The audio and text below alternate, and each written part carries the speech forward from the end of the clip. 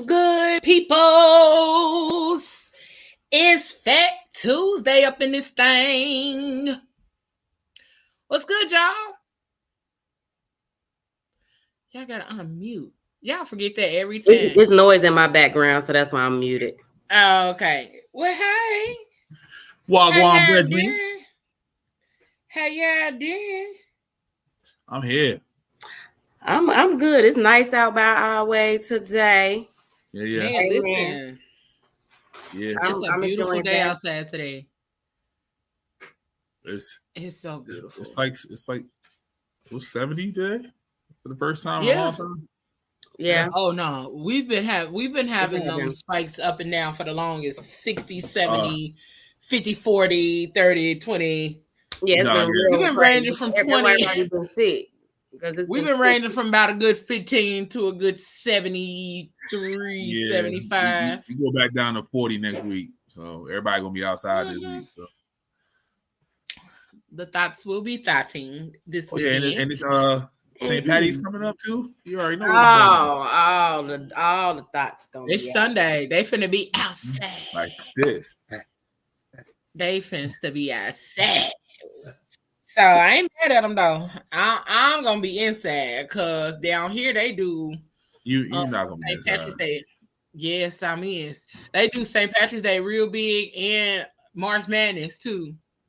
So all of those kind of things going on down here. So yeah, I know. I ain't trying to be outside. Well, my shows ain't on because March Madness. Last year I almost hit 3 people, so I'm probably gonna be in the house. But the residuals though. Them residuals though. Jumping in the street. The residuals though. I don't know, bro. Dodge a couple of white folk. You come home with pockets fat. That's all I'm saying. I don't know. You have to fall out. And they be drunk. I ain't trying to clean out my car. I ain't trying to do all of that. I ain't trying to do all of that. Oh, yeah. I like to go anywhere but downtown. So, but listen, thank y'all for tuning in and joining us for another dope episode of the Phat Girl Chronicles, where we get all up in your business and discuss the topics that matter to us most each and every Tuesday that we lovingly call Fat Tuesday, right here from 8 to 10. We are not on Facebook right now because somebody locked up. I ain't gonna say who, but I'm gonna just say somebody locked up, and so she can't put stuff on the page. But we are live on YouTube and on Instagram. And if you are watching from my Tiffany Rochelle page on Facebook, you can check us out there as well. We want to say hey to all the dope people over there that's joining us on Instagram. Hey, y'all. Make sure in the comments. And tonight we continuing our What's up? What's going on? Continuing our Black Love series tonight, and I don't know if y'all saw it or if y'all didn't, but tonight we got the Careys with us tonight. And listen, I'm gonna tell y'all something about this couple, okay? Because I know she married and everything, but she's still my baby mama.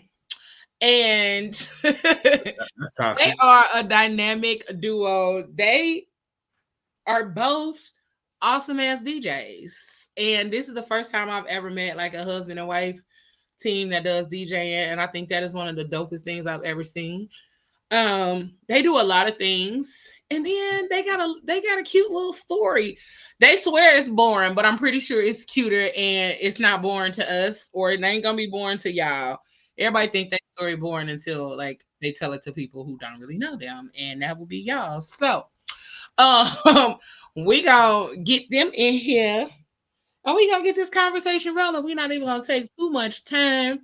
One thing I do want to tell y'all before we hop up in this thing is don't forget that the Fat Fam Fiesta is popping off September 18th through the 22nd in Punta Cana. Okay. We will be at the Royalton Chic in Punta Cana, September 18th through the 22nd. Listen, I need y'all to go ahead because y'all know it's a double header with PGC Media and Unforgettable. So make sure you guys go ahead and reach out to Unforgettable so y'all could join us in Punta Cana in September. It is going to be absolutely epic. So make sure y'all join us. Don't be out here playing. All right. All right. So we're going to get this lovely couple on here with us. And we're going to get to get into the conversation with them. And without further ado, I bring to you all Will and Lynette Carey. Hey, y'all. Hey, hey. Beep, beep, beep, beep. Right. She had good, not me. So we're gonna hop right into this thing. We're gonna hop right into this thing with y'all. So I know everybody gonna ask y'all, or everybody wants to know how y'all met. But first and foremost, tell everybody a little bit about your individual backgrounds and things like that before we get into how y'all met and all that other kind of stuff.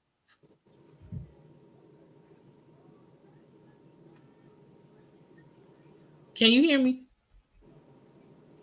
Go ahead, babe. Well, yeah, we got you. We got you. Where we bought our house at, we ain't the Comcast ain't out here yet. We got that T-Mobile thing, so we apologize ahead of time. There ain't no internet out here yet. You say it's a little late, but it's okay. I got T-Mobile, you. I understand. Yeah, that little box is y'all. That little box is something else. So, but I'm Will. I'm from the west side of Gary. Grew up in Gary all my life. Graduated from home school that's left in Gary. West Side High School, the best school that's left in Gary. I mean, rephrase that. You know, I'm in my 40s. I'm a senior. I'm almost a senior citizen now. Man. Well, I'm Lynn. In your 40s. Right. I'm Lynn. I also, grew up in Gary. I am I'm 20 plus a couple of 20 years of experience. So, you can do your mathematicals. I'm 20 years old with 20 years of experience. So I'm just figuring it out. I've been in the medical field for, probably at least 15 of those 20 years of experience. And, and I am an up-and-coming DJ. DJ Lightbright, and of course my husband is my mentor, so he started DJing first, and I just used to play on his board, and then one day he was like, I need to go to the bathroom, and I was just like, oh, what am I supposed to do? And he set it up during COVID for me to practice at home, and there I is.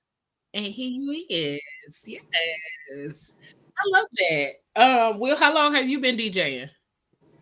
I started 2016. I started DJing because my wife always had a dream of being a bartender, right? So it was this one club, they never had security.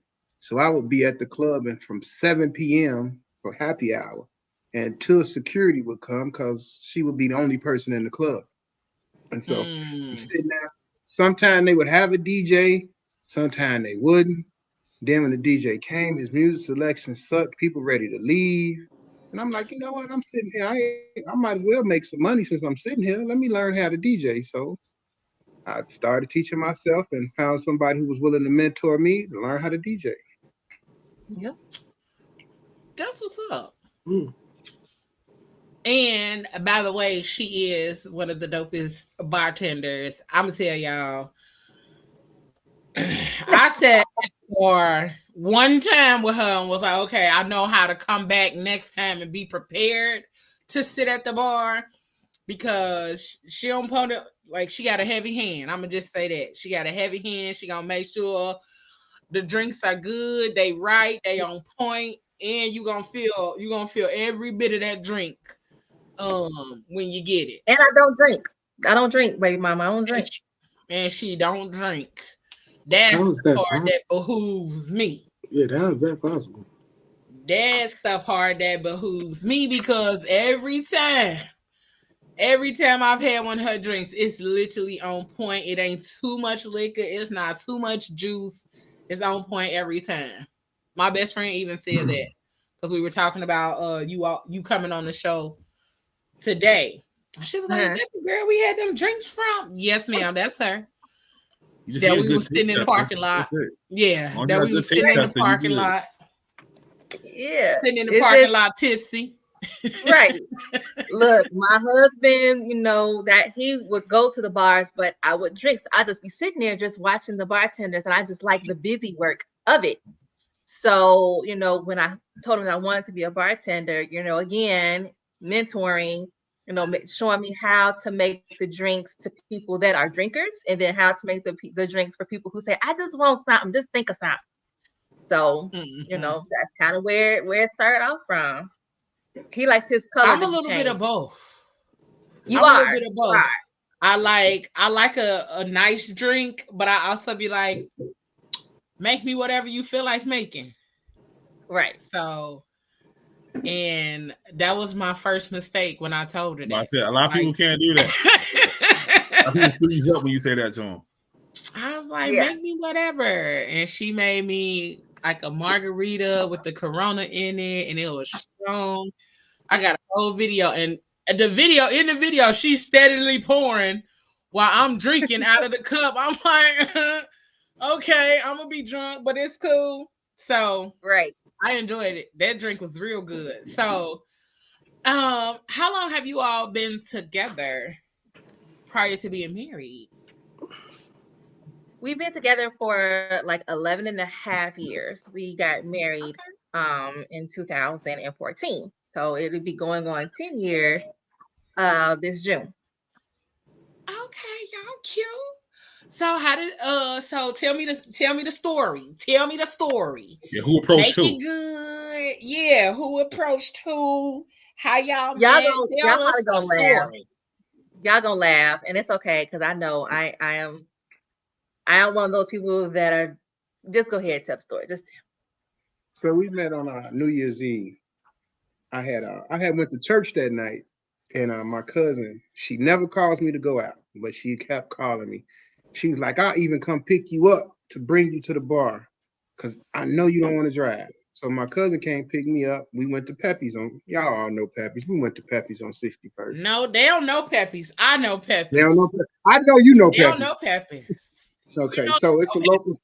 It's like Cheers. It's Cheers. Everybody know your name. Okay. It's the local Cheers. You go in there with $10. You gonna drink like you had $100 in your pocket.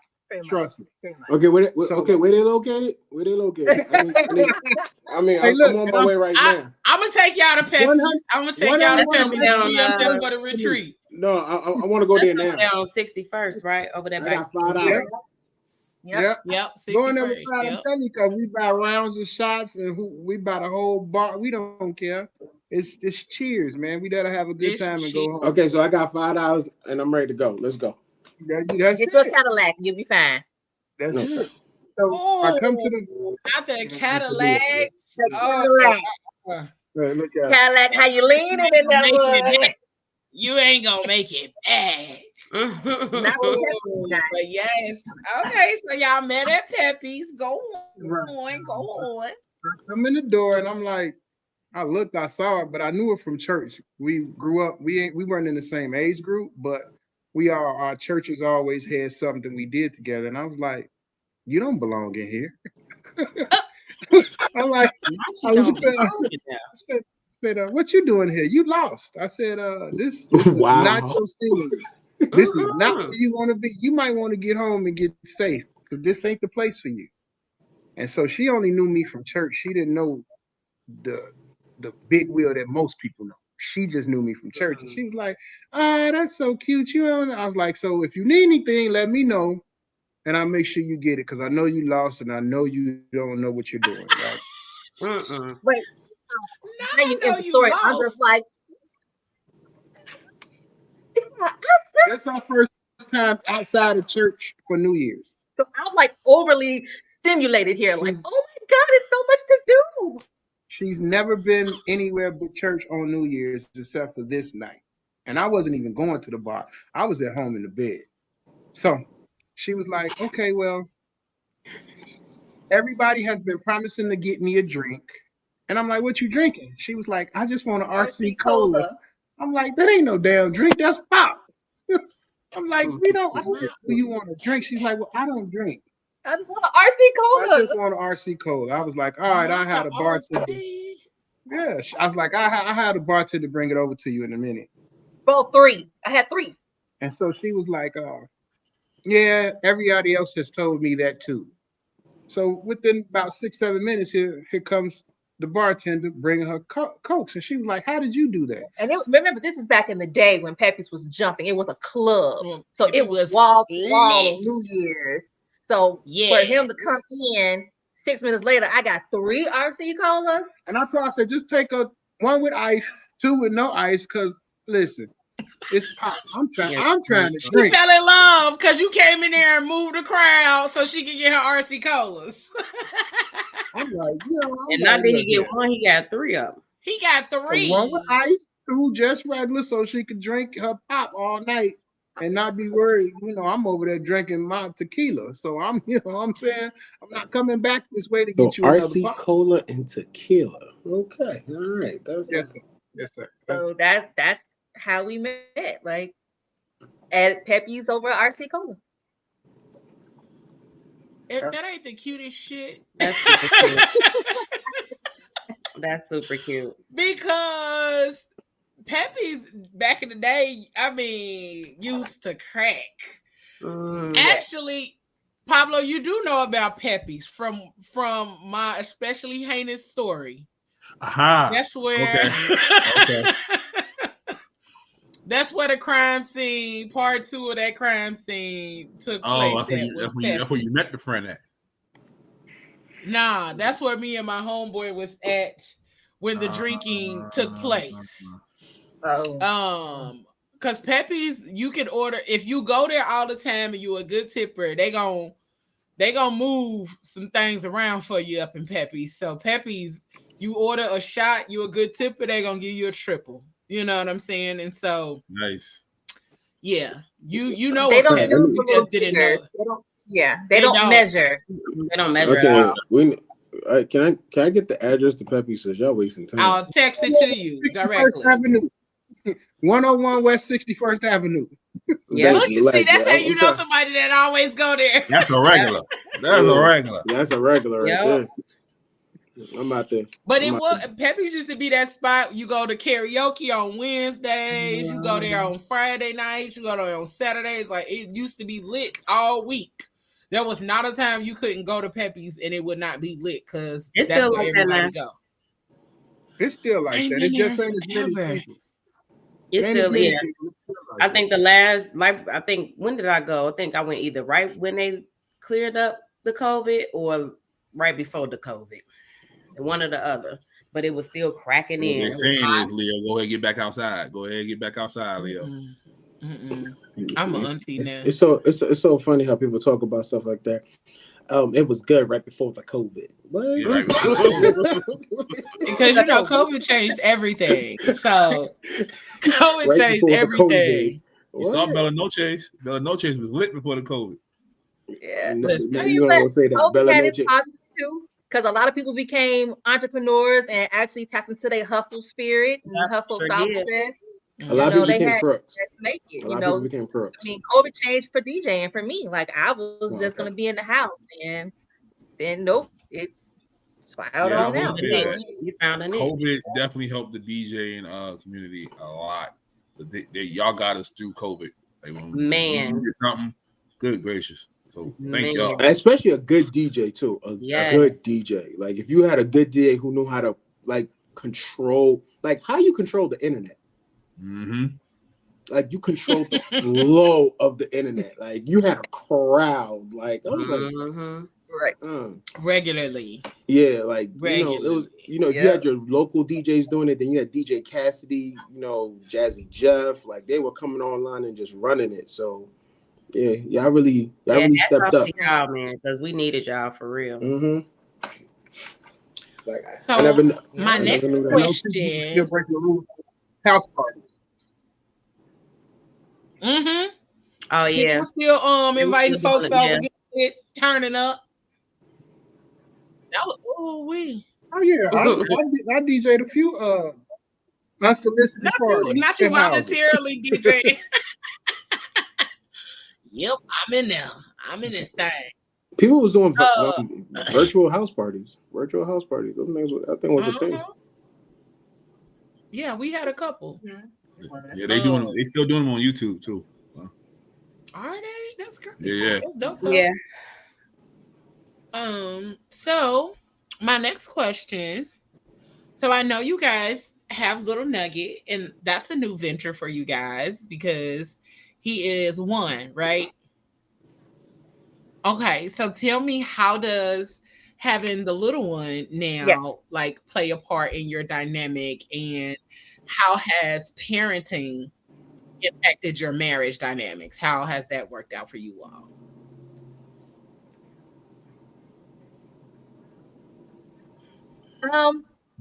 Well, we have a blended family. You know, my husband has, children, and I had Jaden, and now we both have Nugget together. So we are a nice little blended family. So that took a little for me getting used to, because I never was a stepmother. So I didn't know, I love kids, but now it's a little bit different than a kid that you see at the church or, down the street, like, hey, how you doing? This is somebody that, you have to not only love, but you have to discipline. So that learning where I fit in at, it actually didn't, I overthink. So I overthought it, but just, learning him and his parenting style, getting to know the mothers and, let them know where I am, where I stand, most of them call me Nene. They call me Nene. I prefer that. That's my nickname. My family, all of them call me that. So they call me Nene, but they still say that's my mom. If they're out in public, this is my mom or whatever. So I know just that portion for me was a little, I just wanted to be overly cautious because I don't want to overstep any boundaries. I didn't want him to coming in thinking that I wasn't going to, be loving and caring to his children and, be the mother figure that, he needed as his spouse. Right. That's good. That's great. So, Will, how did the blended family dynamic affect you as a parent? Well, it really had no changes, because when we met, I had already had my daughter just turned 3, so he was still, I'm still changing diapers. So I'm like, I've been there for him his whole life. So he, as far as his memories go back, I've been around. So it really wasn't, a problem. And the discipline, as long as you do what I tell you to do and do what you're supposed to do, I don't bother you. I don't get on you. It's when you don't do what you're supposed to do, then mama, he's a boy. Let me go ahead and tighten him up. Because if I don't tighten him up, somebody outside this house is going to tighten him up, and it ain't going to be the way we think. So she's never had a problem with that at all with me. We've never argued about any of that. As far as discipline or disciplining the children or what should be done, we've never had that type of issue. She's always let me be dad. Is that something that you guys kind of discussed to be like at the point where you guys decided to like be together and start blending? Was that something that y'all had a discussion about, or is it something that just kind of like happened naturally? It more or less happened naturally because she know I coached kids in baseball. And she know how I was an authoritarian out there on the baseball field with my kids, but I'm teaching you something. So it just happened naturally. We never actually had a discussion about disciplining children or anything like that. Right. It was just something that happened naturally. And it's like, I wasn't one of them parents who's, this is my kid, you can't say that. No, because when I'm not around, they need to respect you as if I am here. Absolutely. So we never discussed. That was one thing we didn't discuss at all. It just happened naturally. Yeah. I mean, and then during the dating phase, you kind of sit back and just observe how, he talks to his kids, how I talk to mine. So you kind of know and kind of get a feel for, what works and what doesn't. And just communicating, just, even if you call it pillow talk, just talking in general, not setting aside a conversation, but just talking about it, or say, oh, well, this could have been different, or this could have been different. But for the most part, we really have not, bumped heads with any type of disciplining the children. And, as they gotten older, like, we knew each other, like we said, from us growing up together. So we knew our other families and stuff just from growing up. So we kind of have that background too of the family dynamics, from his side and my side. But just now, just as they're getting older and teenagers, and what do you do with a 13-year-old boy who takes longer showers now? Or, just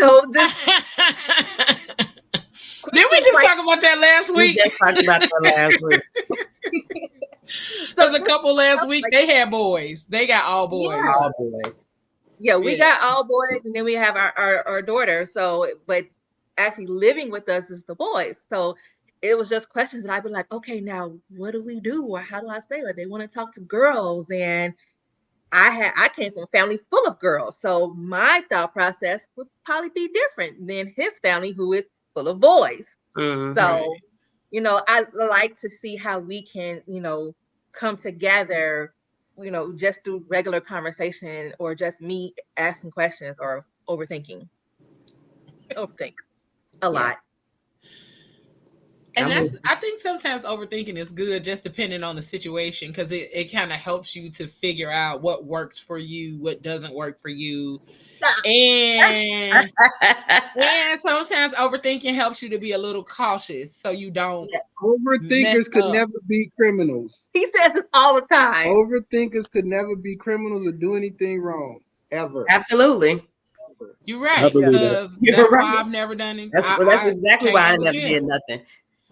Because I promise you, I'd be like, okay, now what I'm supposed to say? Now, what if they tell me this? And then if they tell me this, then what should I do? Should I not do that? Should I sit here? Should I have a straight face or a funny face? Like, what should happen? It's all about just going to return something to Walmart. I mean, I just want to make sure. Not Wally World trying to just return something. Not just returning something. No, it'd be like, okay, well, I bought it a week ago, 2 weeks ago. I'm doing it on the counter. Give me my money. At this point, it's just getting up and go do it. I'll go do it for you. Pass the return date policy, and I'd be like, okay, yeah, that's exactly what it is. I was like, I got, don't worry. Yeah, I'll just go do it for you. Pretty much. Because at this point, that's a tactic. That's what that is. That's a tactic. Yeah, it is a tactic. Yeah, so you could do it. It's I want to do it. I want to do that. I want to be like, I'm going here, and they gonna take my stuff back, and it's 60 days past the return date. Mm-hmm. Not 60 days. She said it's been 3 months, but I'm still returning it anyway. It's okay. Just take it in there. They're gonna give you a little gift card, and you good. Yeah, they'll give you a card. Yeah, you good. So Will, how does that work for you? Like, knowing that she's an overthinker when it comes to things like that. Like, what do you do to alleviate the overthinking sometimes? I listen until she gets tired of the point of talking. Then I give the advice, and then she comes back with another set of questions, and I listen. And then eventually I'll be like, you know what? I got it. I do it. I got it. Don't worry. It's okay. Yeah, exactly. I told you it was so simple. I'll just do it. Because sometimes the questions on top of the question on top of the question. Yeah. See? Yeah. That's it. I got it, babe. I'll take it back to the store. I'll return the items. I got it. I got it. And it'll get done quicker too. It makes it a little bit easier sometimes. Mm-hmm. Yeah. Well, that's good. I mean, I think that plays a part in knowing your person. Absolutely. That's it. In and out. We ain't playing. Sometimes I'd be like, ooh, I don't want Big Will to jump in. So I'll try to sit. And then if I use this, babe, I need Big Will, he already know, like, I probably exhausted all options. And that means that it's time to get busy.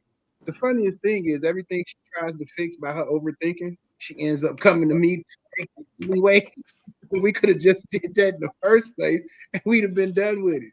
I be trying to do a big girl thing though. Right. I was about to say she be trying to handle it. Yeah. I think that's cute though. I think that's a good thing, like, of knowing your person and being able to balance it out. Like, when you know you're gonna give her all of these chances to get all of her stuff out. And that also says a lot about her safety and her feeling safe with you. To be able to, like, literally be herself and get all of the questions out and go through her whole scene and rhetoric that she has to, in order for her to reach the next step. And then you just like, okay, now you done, give it to me anyway. I'm finna just go and take it back. Cause I mean, I take care sometimes I ain't mad. Listen, I wouldn't mad at a person be like, you know what, I'm gonna just take care of it. Okay. You for me. There you go. Thank you. I don't even know what I would do if somebody just started taking care of stuff. Because, like you said, it's a space of safety. Mm-hmm. Yeah. Space of safety. Like, you, like, okay.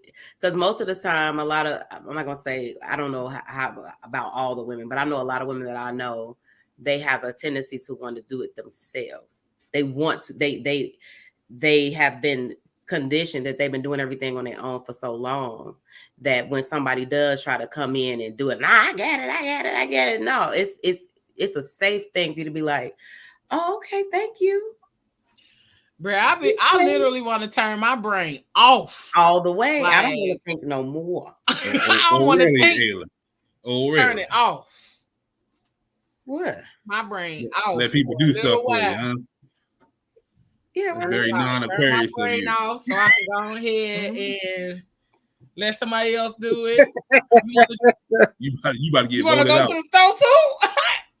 Go ahead with your bad self. Like, bro, listen. I would be so delighted. You won't take care of all of that? Well, I'm finna go on and make your damn dinner, okay? I'll be here when you get back. Because I love that. I love that for you, baby mama. I love that for you. Yeah, that's beautiful. Thank you. I love that for you. Because you over there feeling safe. In your overthinking, do you know how unsafe overthinkers think that they are? Yeah. And that might sound crazy, but overthinkers really do be thinking that they not safe. Mm-hmm. And so they don't even freely overthink. They overthink to themselves and then process all of the overthinking by themselves. Right. No, we got to be in bed by a certain time. Anybody got all that time for all that thinking and corrections, man? Look here, I get up for work at 3:45 in the morning. We got to go to sleep. So I'm gonna take care of it. Right. Right. I need to go to bed. Right. I ain't mad at that. He's never in our 11 years being together made my overthinking feel like it wasn't important. He, like he said, he listens to it. He knows that if it is something that's bothering me, I am going to replay it in my head a few times, just to make sure I didn't miss anything. And he never, just told me to stop or was like, oh, you're overthinking it. Like, no, he never made it feel inferior because it is important to me. That's why I'm thinking about it. So he never made it, pushed it to the wayside or made it feel like it wasn't important, and sometimes I'd be like, I'm overthinking. And he'd be like, it's okay. Yep. Just a little bit.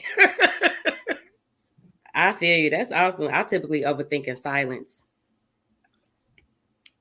I overthink in silence. I sit there and rationalize everything and figure it. And eventually I figure it out. And then I just make a decision and I do something. And it gives me so much anxiety because I don't know what the outcome is, which is part of the reason why we overthink, is because we don't know the outcome and we're nervous about what's going to be the outcome of that. It's kind of like a control issue, I guess, in a way. Oh, yeah. You think? But sounds like it pretty much there, doesn't it? Yeah. But then eventually I make a decision and then I'll be like, oh, okay. It wasn't that bad. It wasn't that bad. Listen, I'm not even going to talk about the process that happens over here when I overthink. So there's a process? Just know, baby. A whole process. Okay. You've been on the receiving end. You've been on the receiving end of some of the thought processes happening. Yeah. Like, you've been on the other end of the phone when I've had them processes popping off in my brain. And you, like, it's so different when it's like your homie and they be like, bro, just do this. And I'll be like, don't talk to me like that. Like, yeah, that's how she actually does this. I'll be like, yo, seriously. Don't talk to me like that. Like, I'm processing. But now that you all have this little one, how is that dynamic? Like, how has he shifted the household? Because I'm pretty sure there's a big shift because of the age gap between the older children and this little one with his little cute self. So I know it's a big difference. So tell us about how that looks. I gotta work 20 more years. That's the dynamic he changed. I had to work 20 more years before I can retire. That's the dynamic he changed. Financial stability. That's facts. Y'all dang. Because y'all started all the way over. Yeah. I mean, yeah, we've been waiting on him since we, got married. So, it was long overdue. So we are enjoying every minute. We want him to stay a baby and go through all this process. And it's like, I'm kind of glad we are older because we get to actually enjoy those moments of him walking and talking and learning. And we get to, kind of do things a little bit differently than when you're in your 20s. You're trying to find yourself and you have a baby and you're trying to find your career path and trying to get financially stable and get away from your parents and, still party and still do this. So, now that we're older, at least for me, I enjoy watching this process with him and being able to be a part of that process and not have to see it on a camera or from a video at the daycare or this. I'm actually here to see it and partake of it. And we're more in a better space mentally, financially, we're more stable now to where we can kind of give him things that, we may or may not have been able to do with the other kids. So, and they love him. They argue on who he looks like, and he goes to their room, all the time, steals their PlayStation 5 remote control, and they don't beat him up about it. And they enjoy having their little brother. I was about to say, yeah. He ain't holding up to fight back yet. That's all. He ain't holding up to fight back. It's gonna be a problem. But by then, everybody will be gone. Jaden 14, he got 4 more years, so he'll be on the child. Wow. I'm mad that he just lining it up right now. He's like, okay, 4 more years. 4 more years. He gave everybody eviction notice. Everybody got an eviction notice. You got 4 more years. You got 2.5. Yeah. The 24-year-old, she already gone. She graduated college this year. Amen. All right. Yeah. Then our 17-year-old, he graduates high school this year. Okay. So y'all really getting them on up out of there. Y'all really getting them on up out of there. Right. Okay. Well, I right. think he already anniversary is this year. It's just like we have so much going on this year to celebrate more so than anything. Right. That's good stuff. He's happy. It looks like he's gonna be celebrating and giving eviction letters at the same time. Congratulations! Everything you talk about, I see dollar signs just going that way. He's gonna be like this. Congratulations. Here you go. Have a good one. And the bad part, like my daughter graduate and my son prom is on the same day. So I gotta go to Terre Haute the night before, watch her walk across the stage, come back without taking pictures with her to get him off to his prom. Yep. So, Wow. Yeah. That's wow. Yeah. As soon as they call her name, I'm out. Yeah. I already told her. Oh, that's gonna be some driving. I say, as soon as they call your name, I'm out. Yeah. I got to make it back for your brother's prom so he could tie his tie. Oh yeah, absolutely. That's good stuff. That's but that's the job though. That's that good fatherhood. You trying to be there for everybody. For everything and everybody, yep. That's that shit. They not even gonna care about, like, some kids not even gonna care about the pictures. They gonna care about the fact that when they looked in the audience, they saw you there. Or when I know she gonna hear me. I'm gonna make sure she hear me. I'm pretty sure she is. Right. Make sure she hear me. He gonna have a whole little DJ situation on his phone. As soon as she walk across that stage, it's gonna be a whole little thing. My daughter, baby. That's my daughter. Right. You already know. So we're gonna keep the questions rolling. So this one is more so about communication, how you guys communicate. And we already see that Will helps you to get all your overthinking out and makes you feel safe and doing all of that kind of stuff with getting your overthinking out. And again, that is so beautiful, because the whole thought process of somebody making me feel comfortable enough to ramble until all of my thoughts is out. Man. But on the flip side of that, how do you guys approach disagreements or conflicts within your marriage? Well, from the beginning, let's just be honest. Communication has always been a horrible point for me and most men, because we're taught to, you take care of it and you just keep the burden on yourself. And it's just like, in the beginning, she hated that my communication was horrible. Like, if it was a problem or something couldn't be done, I kept it to myself and figured the way out. And she's like, what's wrong? Nothing.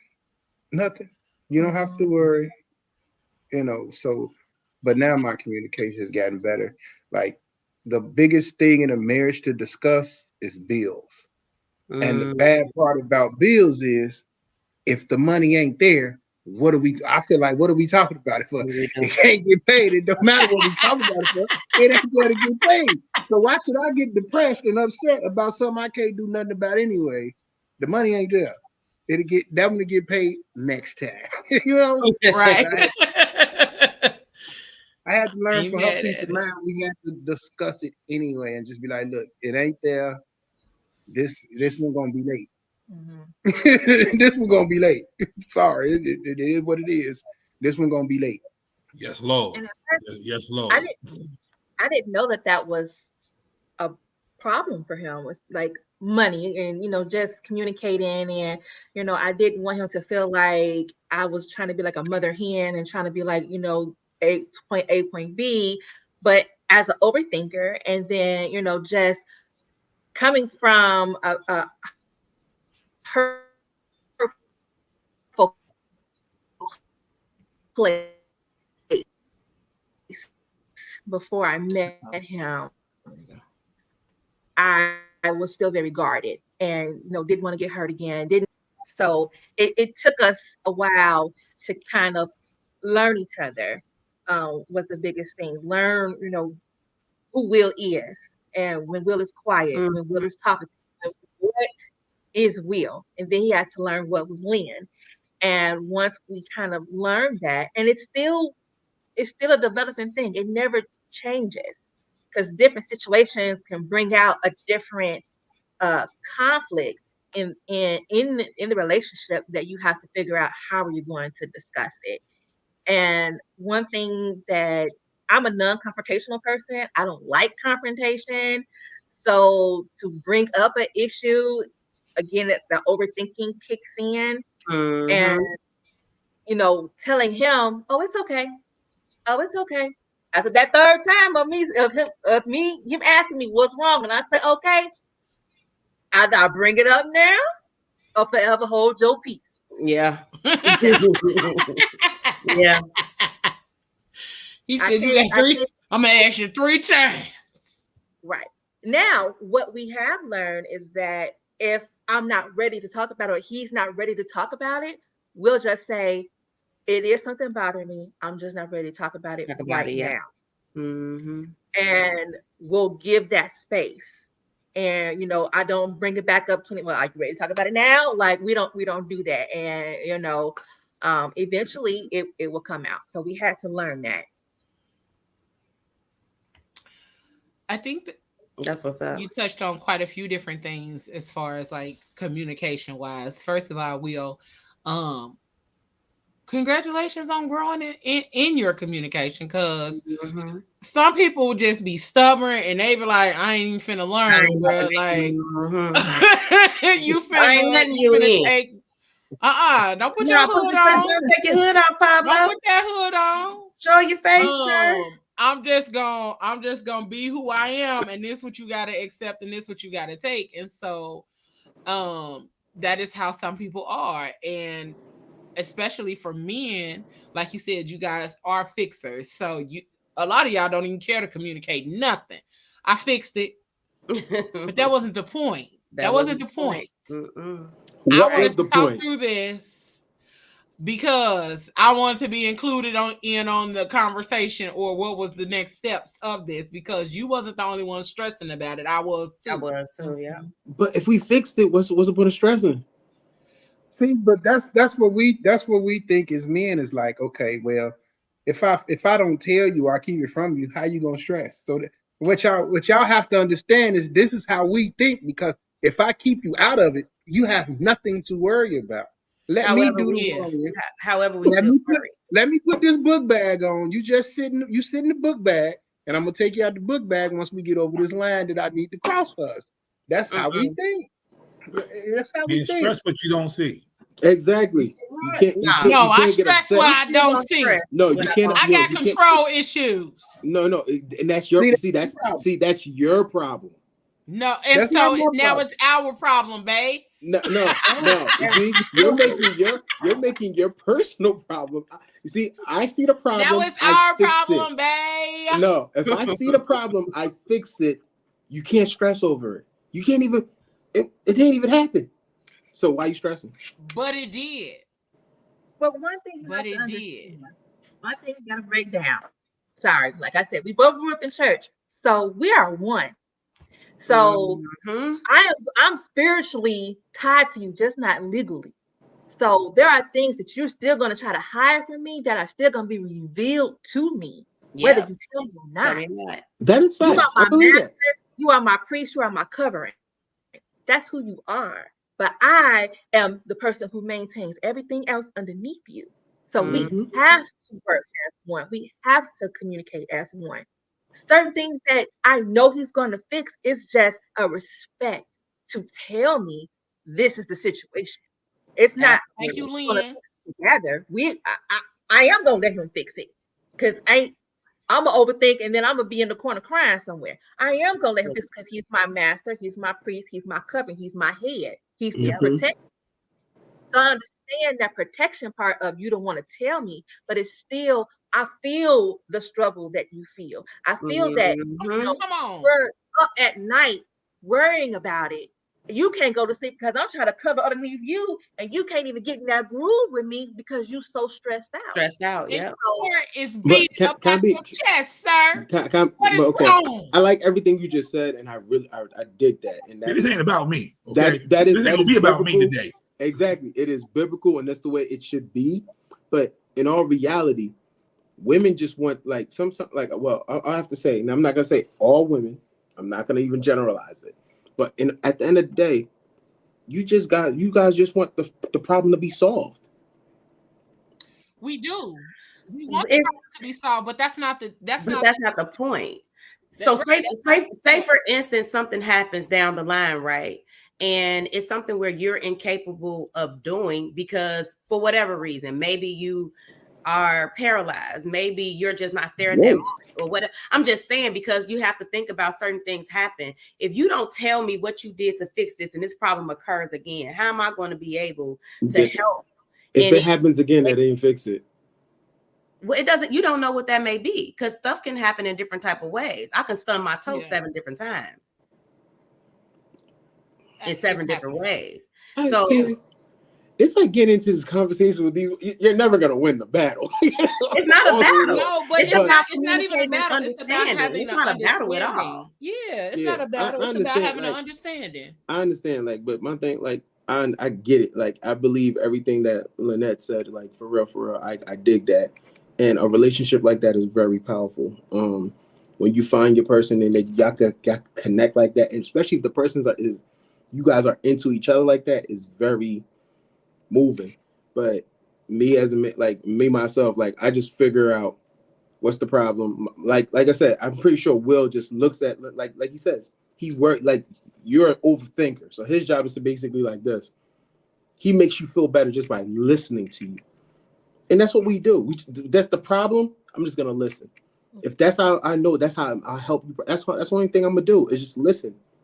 And then when you ask me the little questions, okay, that's it.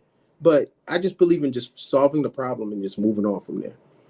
And when I solve the problem, I try to make sure that I solve it to the best point. And that's exactly how I was in the beginning. Like, if it was an issue, it's just like, I'm gonna fix it. And then she's like, is everything okay? Yeah, everything's good now, but you was wrong. What was wrong? I'm like, nothing, so I had to learn that certain things we have to open up and share. And as Black men, man, it's hard. It's hard for us to do that. It's hard because, say, if that relationship doesn't work out and you don't let yourself be vulnerable, and then you turn around and somebody slap you in your face where you done said your deepest confessions, that makes it an issue. That makes it issues. Yeah, that is true. But and if you've been hurt like that before, man, it's just like, I'll take care of it and we'll discuss it on the back end. Yeah, I had to learn that some things just have to be communicated. Some things have to be. Because sometimes it's not just for your mental, it's for ours as well. Ours too, yeah, because we can feel it. Because we know that you're stressing over trying to fix something, and I'm your partner. You might be trying to fix it, but talk to me about what you're trying to fix, and I can be your ear just like you can be mine. So there is the give and take. Like, yes, you are the protector, the provider, all of that good stuff, but I'm also, like, you the head, I'm the neck. So you can't move without me. So let's figure this thing out together so we can. Let's make this loud and clear though. Women, like, the women that actually care about that are very rare. Let's make that loud and clear. It's not rare. You just haven't ran across them. No. I know you're right. You might be right, but I'm just saying it's still a rare breed though, especially in this generation. Now, not all women's like not worried about all that. Well, let's be real though. I really wouldn't know because I don't know all women. I just know the circle of women that I know. Yeah. Look. The same way you're gonna. I'm gonna say this. Look, the same way. I'm gonna say that a lot of women. I did. I'm going to say a lot of women have not witnessed healthy relationships in order to be able to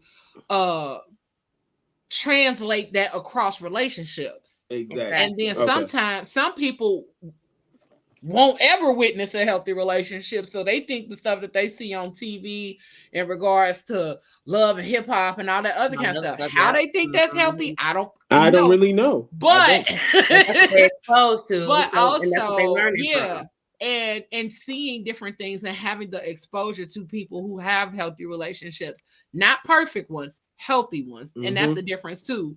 Healthy versus perfect, because ain't no perfect relationship, but a healthy one can go through the trials and tribulations, the ups and the downs, and figure things out. But going through a relationship, we don't want y'all to be stressed. Absolutely. Now I ain't gonna lie, y'all right. It is some women who could care less about your stress. Yep. Just they won't. You could die. You could die for all they care. Yeah. They gonna be all right because they finna go find the next dude who gonna pull the money out their pocket and take care of them. But if it is your person, somebody who really cares about you, who really loves you, who really wants to see you win, grow, and become your best self, they're not gonna want you to sit there and be stressed out over some problems that we could talk through. You can still go fix all of it. You can go be Olivia Pope, the male version, but still, she had a team that she had to talk to and talk through it with before she made the decision. Yep. So I love you, baby, but come here, because your energy messing with my energy, and it's gonna mess with the energy of the house. So now we gotta fix this because your heart beating fast, and it's finna pop out of your chest, and I'm trying to lay down, and I'm not gonna sleep. Okay, we you sound like you got an HBCU. You got an HBCU attack going on in your chest. Okay, one more personal attack. You should. Go on, take it. Go on, take it. I mean, I don't even know what's going on in your life, so that wasn't personal. But you know I'm on heart medicine now. You already know I'm on heart medicine. But be honest, let's be real. It could be an attack. If the shoe fits, put the shoes on. No, it's not even about the shoe fitting. But my thing is like I said, I feel like everything I'm hearing about Will and that, I really appreciate that. Like, this is something it's a brand new wave. Like, I'm talking about me being as a divorced dude right now who's talking, who's actually contemplating, who's entering new relationships. It's tough, like, to put your guard down. You be like, let us both be honest. We both been divorced before, so I'm telling you, I was where you was at for years after my divorce, bro. Boy, you talking about guard and let somebody in? Boy, you got electric fence, and I got Rottweilers over here before you get through all that. Man, listen. Get them gunpowder so they can devour. Right. The yes, come on, DJ Light, Good DJ. That's a good DJ right there. I like there you go. That's a good DJ. She put the biggie in it. But I'm just saying, it's like to grow, like to find somebody that actually cares about who you are personally is like, when it happens, you don't even want to believe it your damn self. You be like, nah, she playing, you know, and that's how it is. It's hard to believe it. I'm not saying it's not. And listen, ladies, I'm not saying that y'all be fraudulent about it. It's just on our side. Oh no, I understand it. It's like on some she about to flip on me, and I gotta get ready to knock her out real quick. Hold on. But y'all be out here blocking people that be making y'all smile, making you feel good, and you don't know how to deal with it because you done dealt with so much trauma, and so now you don't even know how to deal with it. She got me smiling at my phone too much. Right, I'm over here looking at a text message. And it be like that. My feet. It is like that. It is like that, and sometimes like that's why I said like I enjoyed like this week. Like I was telling Leo, I was like this week. I was like, you got us all in this love all week, and I'm trust me, And she's like, well, he literally said like, I ain't digging this love shit, and I'm like, well, you gonna be mad all month. yeah. I was gonna be mad all month. Don't get twisted. I'm really on. I was like, you got us on this love thing all month. She was like, yep. I was like, okay. All right. I'm hoping that by the end of this series, that even within us and not just our followers and stuff, that it changes the thought, like, because that's the point, right? It's to change the thought process about love and stuff. I feel like so many times we generalize people based off of our experiences. Not all men are like this, and not all women are like that. And just because that marriage failed doesn't mean that your next marriage will fail. It doesn't mean the purpose of having these relationships is to learn and grow from them anyway. So what did I do in this relationship that I don't want to bring into the next relationship? What can I change about what happened before, or what can I look at to be like red flags that make me be like, nah. But those are the. I want to say this to that. You don't really. So as far as bringing what happened or bringing your past relationship into your new relationship, this is the biggest thing you have to remember. You, as a man or as a woman, a different person brings out a different version of you. Absolutely. So you have to remember that everything that you did in the other relationship wasn't a bad thing. This person you with now might love that part about you. Mm-hmm. So you have to actually learn that person, because you can't say, well, my marriage failed or my relationship failed, so I need to change who I am based off of what this person are. You're going to bring something different out of me from somebody else I dated. I'm going to bring something different out of you, because if I'm supportive in who I need to be with you, and you like, man, listen here, women need protection. Y'all love to feel protected. Men, we love to be financially stable. So if I can get you to your place and I can get to my place, I'm gonna bring out a totally different woman. You're gonna bring out a totally different man. So you can't always say you're gonna change. About it. You're going to have to learn the person you with and see where they at in their lives. This is the biggest mistake that we make. We get with it in our next relationship, but we don't know where that person actually is in his life. As a man, the number one thing to us as men, and most men will agree, if I'm not financially stable, I cannot love you the way that I'm supposed to. I'm wasting this money to get to this place, but we have no need. And in that place, I can't protect you all the time. And now you're feeling vulnerable. But if you get to a place you understand, hey, babe, I'm almost at my financial goal. Hey, I can do this and I can bring more into this relationship with you. But as men, that's our biggest thing, financial stability. I don't like my spouse to ask for nothing twice. And we don't like to be without it. If we're gonna go somewhere, it's not like I need to be like, well, look, I'm gonna order this off the menu and you order this off the menu. I don't like penny pinching. We don't like that feeling. Like we can't stand that. I'd rather just stay in the house and not do nothing than to just be like, hey, but then you like, well, you don't take me out and show me off. It's not that I don't take you out and show you off. I ain't financially stable to take you out, because this money that I'll tell you out showing you off with, I'm gonna be crying next week because I can't get to work.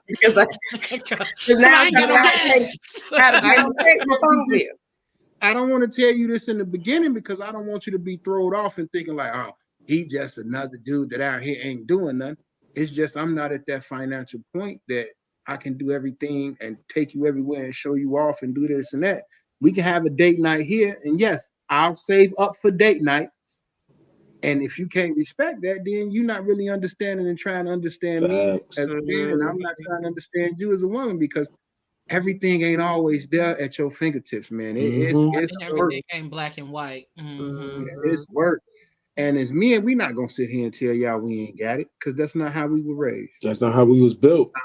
I'm not built to tell you I ain't. I'm not built to tell you no. Yeah, and that's a really good point. And as you were talking, Will, that reflected on something in my past relationship. Is like that was part of the reason like we started like shifting, because he was doing all of this overtime and all of this other kind of stuff, and I'm like, bro, what is going on? And eventually, like, we had to have a sit down, because I'm like, what is this? You don't like me? You don't want to be at home with me? Is this why you doing all this working? And that was nowhere in my 20s. I was in my 20s, so like I've grown. But it was because he didn't tell me. He didn't tell me what was going on. He didn't tell me his thought. He didn't tell me his plan. He didn't tell me nothing. It was just like, that's embarrassing for me. But that's embarrassing. It is. And I'm like, what's going on? Like, bruh. You don't like to be you will never be at home no more. You don't like me? You cheating? What's going on? What's her name? Right. Who is the hoe? But why is that always the first thing y'all go to though? Oh, I hope that it's not the first thing. It's not the first thing. It's not the first thing. One of the first things we start wondering like what's happening? What's going on? Yeah. What do we do wrong? Or am I not beautiful anymore? We don't have nothing to do with y'all. We blame ourselves first before we even go into that part. Even think about it being something else or somebody else. So we damn, did I do something? Is he mad at me? Like we go through this whole process of trying to figure it out, like if it's me first. Then it goes to the other things. But we eventually had a conversation and he was like, no, I just wanted more for us. And I just wanted this, and this. And I was like, oh, well, okay. I'm like, bro, you could have said that, and I wouldn't have been up in here like feeling away.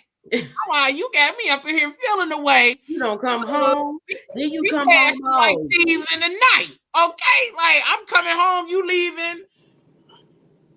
I'm leaving, you coming home. I'm like, we became roommates for a while, and that pissed me off. I'm like, So just understanding that, or learning that in that situation, and even him having that discussion with me, he told me he had to talk to some of his guy friends to gain an understanding of how to handle that situation better, because they were married, they were older. Like, we were in our 20s, his friends was like 40s.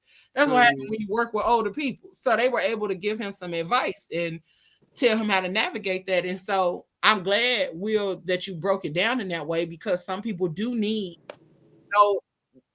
that breaking down so they can fully understand, like, it's not just about her needs and his needs, it's about a collective. Like, y'all are partners.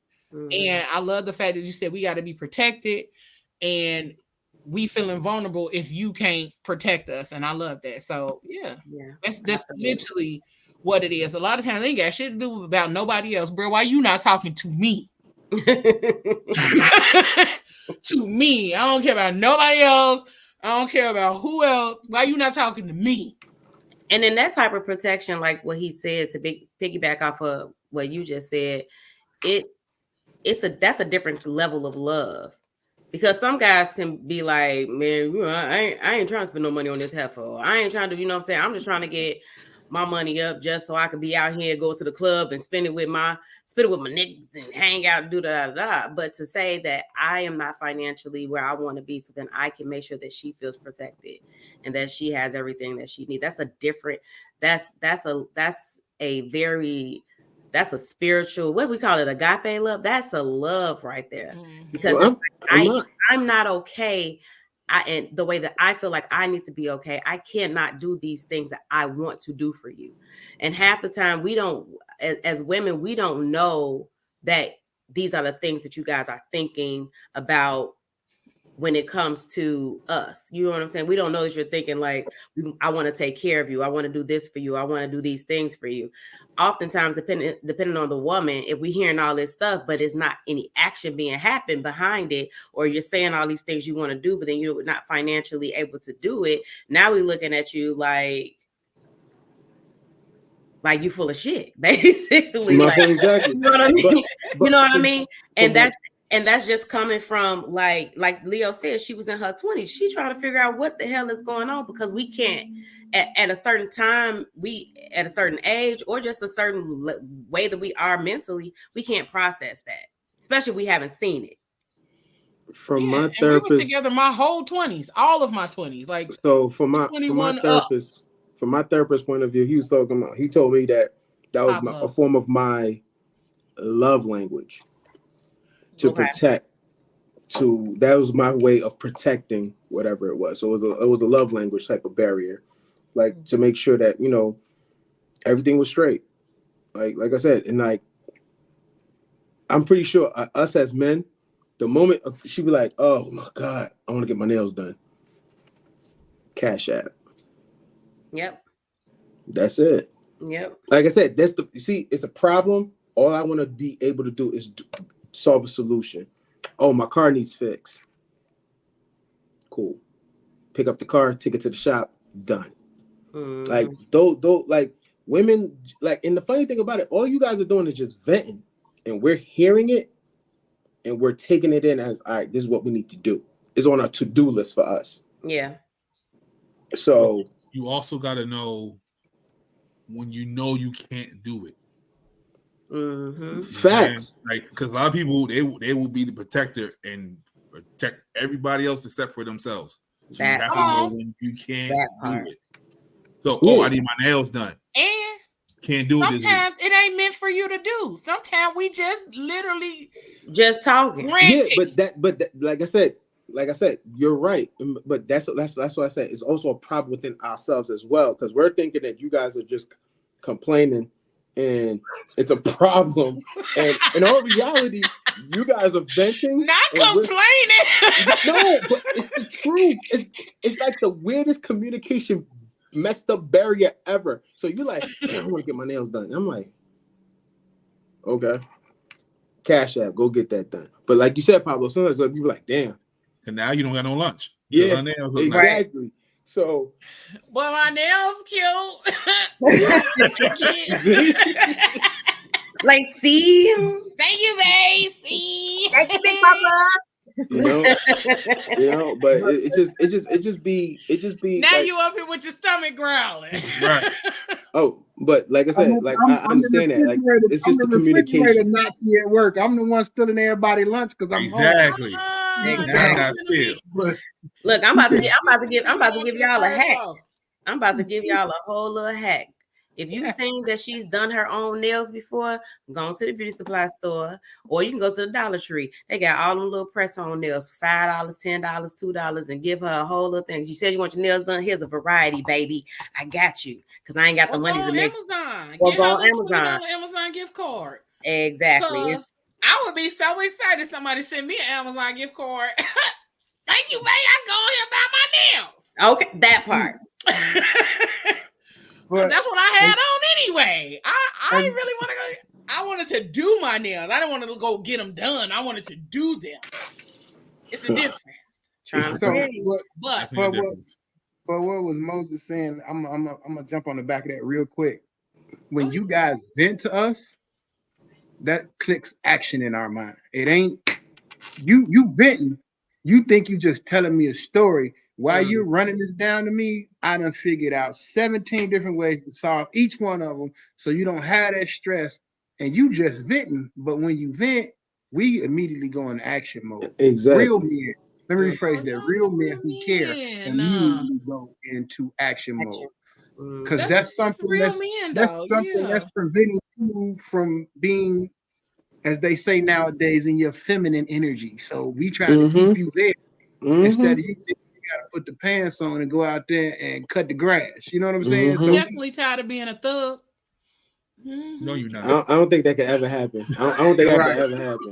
Y'all always gonna want to be a thug in your own way. But like I said, when y'all talk, I'm tired of being a thug. Look, when y'all talk, somebody jump me out. When I hear anything, it's just an action word for me. It's like, all right, cool, I gotta go get. So now I just added that to my budget. Nails done, car needs to be fixed, whatever. That's on my budget now. And you're right. Sometimes you can't get it done. So my thing is, I fixed the car. If I can, anything on the car, if I can, I'm going to do it. I'm just gonna go buy it and fix it. Like, some real men. I don't have a problem like calling my boy who's a mobile mechanic and getting the parts and telling him, yo, put this on this car for me, and I'm good. But it's just that's the way I take things. As soon as the moment you tell me is a problem, I figure it's something that needs to get done. Like how you said, Will listens, like he picks his spouse, like he listens to her and be like, and he's listening to her overthink. That's how they work their thing out. Yeah, so like that's their thing. So they're like, and then as soon as she be like, babe, am I overthinking? He like, maybe, not really, but we could do it. That's how he puts in his 2 words and feedback to clear the whole situation. It's just a problem solving.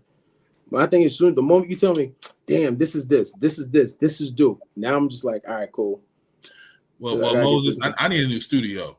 You want fix it. Right. I don't know nothing about you, bro, right now. Hello. Problems. Let me figure out something I can do to call Moses tomorrow. Moses. Like, let me talk to you about what my problem is. I'm not even gonna be a thug tomorrow. I'm gonna just call like Moses. Oh, he knows something wrong then. Yeah, I'm gonna be like this. He's gonna be like, girl, get off my phone. He got T-Mobile internet too, y'all. He got T-Mobile internet too, so he ain't gonna be able to hear everything. There you go. I do. I'm in this bus. They feel like this.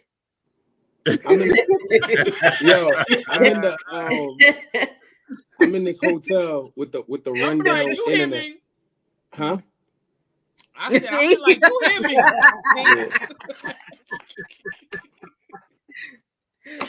But and they told me absolutely I get you, Moses, and it is a process to kind of balance it out on both ends and not always feel like you got to jump to action, but also like trying to figure out the ebbs and flows of your partner and stuff like that. So what about the I will just say no, I was just gonna say, like, keep doing the work, because that's what's gonna help you to be able to not be as like Action Jackson or like feeling like you gotta solve all the problems. Because I mean, we don't want y'all. R.I.P. Carl Weathers. Hey, look at it. That's professional work. Go ahead, Leo. You ain't know you did it. That's crazy. I didn't even see your thing. See, I did not. That's how you know you're a pro. That's what he said. But no, his phone don't ever but anywho, how do you guys prioritize maintaining a strong emotional connection, and then what things do you do to sustain intimacy in your marriage? Because intimacy is important. Well, I'm a touchy-feely person. I'm always touching stuff. My mother used to call me Sticky Fingers McGee because I would go in the store and touch everything. So I need that assurance. I need that holding hand. I need that smack on the butt in the kitchen. I need that kiss before he leaves to go to work. Because if I don't get that kiss in the morning, I'm freaking out all day long. Like, he's mad at me. I'm thinking about, what did we talk about last night? Did I say something to him? Did he say something? Did he make me? It can go 10 times to the left. So I need that from him. And he's not a really touchy-feely person. So, but I need that. I need that assurance from him that just makes everything to me, you know, my mind just calm down when he grabs my hand while he's driving, you know, just those simple things. I need that consistently. I don't need that just at the beginning of the relationship when we're in our honeymoon phase. I need that now, because then that just let me know that I'm still connected to you. We're still good. You can still be mad at me, but you better let me put my feet underneath you because they cold. Absolutely. Put your leg on my leg and let's go to sleep. Let's go to bed. Yes. Grab a butt cheek and let's go to sleep. I'm mad she just said grab a butt cheek. That's crazy. What about for you, Will? Women, y'all got to remember, we're always hot. Stop. Always. I'm 1,000 That's why I said the feet. That's why, right? Just at the feet. Just at the ankles. I'm a movie. You gotta cuddle just at the ankles, bro. I need some kind of skin to skin. Put your ankle on my ankle. I'm a move eventually. Just get me to the sleep mode of comfortability that you right there. Sleep mode. Protecting me in my sleep. I'm sleeping in front of the door, so you know I'm protecting you. I'm the one in front of the door. Talk about it, Will. Talk about it, because I'm the one in front of the door. That's one of the things that a lot of dudes don't know. You supposed to sleep in the front. Just like you supposed to be on the outside when we walking. Be honest. A lot of women don't even understand that. Till this day, like they don't know that. Yo, seriously, men are supposed to sleep in front of the door. Wait, when we first got together, that was her spot, and I'm like, no, you need to move over, because if something happened, the first person through the door, I need to be able to get up. I don't need to be climbing over you. Scooting to the foot. Scooting to the foot of the bed, trying to get out. Exactly. That's climbing off, falling over you, and you sleep. Now, Lynette, I'm with you. That's my logic. I'm trying to get to the bathroom because I go in the middle of the night now. But here's the logic. I ain't even thinking about an intruder. I'm thinking about going to the bathroom. No. I'm at the door. Yeah. That's why we both gonna have that thing under our pillow. Exactly. I gotta be by the door, and I gotta be able to access. I'm a better shot, so you might end up shooting me. Now I got it. You lay there. I saw you my glasses. Just stay down. Listen, I'm gonna tell you like the old people used to tell me. Somebody need to be able to tell the story. So you need to be able to tell the police what happened. Somebody got to. True. Somebody got to tell the story. But see, like me, my intimacy is different. When I come home to see my family, everybody's able to do what it is that they want to do. They're not stressing. My 1-year-old is playing. My kids is upstairs doing their video games. My wife is relaxed, done doing what her day is. That's where I get my intimacy from, making sure my family is fulfilled. Like I'm not a huge touchy-feely person. I never have been. It just, my daddy was a man's man. My parents have been married now 65 years. So, my daddy was a man's man. All that touchy-feely, I could tell you, I don't remember the last time my dad hugged me. I think I probably was like 3 or 4. After you get certain age, like, man, listen, this is what men do. We don't do that other stuff that men do. We do this. Leo. You know what I'm saying? We don't. Boy, I don't care. You better hug me. When she gets emotional, or she needs a hug, she knows she has to initiate it most of the time for the hugs and stuff. Because it's not something that's in the forefront of my brain, and it ain't that I don't love you, I don't care. It's just not something that's in the forefront of my brain to do. I'm not wired like that. You know what I'm saying? I'm not wired. Most men, we're not wired like that. We love you. We hold hands with you. I'm gonna walk closest to the street so you could be closest by the stores. I'm gonna be and sleep in front of the door. I'm gonna open the doors for you. Do all Take those the trash out. All that. I'm gonna take the car to go get gas. That's my. I'm gonna take the car, fill your car with gas, and get your car. Do your oil change. Yep. That's the things that we do to show you intimacy. We all men. We're not all of us. We not. Some of us just not wired emotionally, physical touch. That's just not how we work. That's on the bottom on y'all list. Excuse me. What? I said that's on the bottom of y'all list. And that's on the top of your physical touch and stuff. But that's the funny thing. It's on the top of y'all list. It's really the last thing on our list. Like, I'm not gonna lie. That's what I'm saying. It's like most of the time on the bottom of y'all list. It's some women that's not like physical touchers, but I'm more quality time. Like, you don't have to be touching me. Like, I just need you near. I need you in the same space. Oh no, I'm very touchy-feely. I just don't. It's not the top. It's like quality time, then physical touch. They like right there. But Netflix, yeah. Mm-hmm. Yeah, that kind of thing. You on one end of the couch, I'm on the other end of the couch, and my foot is under your leg. That's perfect. That's just weird. Perfect. You get your cold foot off me. Yeah, that's just weird. But I would say this: I'm putting my feet under your leg, bro. My feet is cold. I done bought you 17 throw blankets. Leave me alone. I don't care. My feet is about to go under your leg, sir. And you are my throw blanket. Throw your leg over my feet. What Will said a little while back was 100% accurate. Like, depending on the person that you with, certain things change. Like, for me, I'm not a super touchy-feely person. I have triggers, and that's the reason why I'm not very touchy-feely. However, I want to become more like affectionate. But when the person I'm currently dating, I want to touch them all the time. Sometimes I'll be like, what? But he'll just like make me, he'll grab me or whatever. But it changed. Like with other people, I'd be like, all right, you over there, I'm over here. It is what it is. But with him, I want to touch him, but I don't know if that's just like the dynamic of me changing.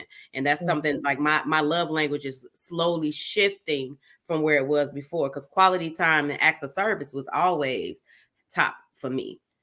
Touchy-feely was probably at the bottom. Over time. Yeah. I know one thing that based on how you're growing as a person. Mm-hmm. So your love language has changed. I know one thing that I do with Will is I thank him and appreciate him a lot. Just, even if it's a quick text message or just like, I thank you. I don't know what all you go through during the day. As a Black man, I don't know. I would never know what those shoes feel like. And as, the woman that you chose to love you back, I always tell him that I love him. I appreciate him. Thank you, babe, for, working the overtime. Thank you, babe, for making sure this is done. thank you for, loving me and, being supportive of me, whatever. He'll be like, okay, you're welcome. He ain't about to get mushy. Nothing. And Nothing, sometimes baby. he will. And sometimes he will respond back mushy. But I feel like that is just another part of me, expressing and showing him intimacy is that, I appreciate you for the things that you don't tell me and that you can't even verbalize into words of what you face when you walk out this door. When you leave me and you give my kiss for the morning and what you have to face, I don't know. So for you to come back home to me safely, I appreciate that. And all that you do to make things work, all the things you do to make things happen and to make me feel safe and make our children feel safe. And you're giving our Black boys a positive role model to be like, yeah, me and your mom, we might go through here or there. Like, we never argue in front of our kids. Like, they could probably tell you never, because we don't. We will have that conversation at another time, if it has to get that heated. But you're giving them such positive, examples of how to be a man and how to talk to your kids and how to love on your kids, how to love on your wife, how to take care of business. It's just so much that he pours into them. It has been poured into them at a young age, because we got to get our Black boys ready for the world. Nobody else is going to do it. And they're going to always, have so many barriers and so many stereotypes and so many things against our Black boys. So I am thankful for, him and just being who he is as a husband and as a father. So I always tell him 50 million times, because that's just who I am. That's so good. That's so good. Absolutely. I love that. I love that. Because there's a lot of Black men who don't feel appreciated. Swear to God. Like, I know a few, okay? More than a few who don't feel appreciated, who don't feel loved, or who like kind of don't feel like they partner give a damn about them overall. So to know that you give him thanks, that you give him appreciation and things like that, keep doing it, girl. Because I know he probably not no affectionate person or nothing like that, but I bet you his ass be cheesing low key when he be. He probably be cheesing. He probably be. But as long as I have known Lynn, I've known Will for a long time because of Peppy's. And I met baby mama because of, how did we meet? Had to be at one of the bars. Either a bar or Facebook. But I did some styling for her for a photo shoot. I think was that it? Or was it before that? We met before then, but our initial like chemistry and vibe started when I just was following you and you did all the plus size, styling for so many people, and you were styling men and all this. I was like, oh, this girl is bad. You hear me? Come touch me. Come touch me. But watching, like, first of all, just watching Lynn blossom over a period of time has been like a beautiful thing to see.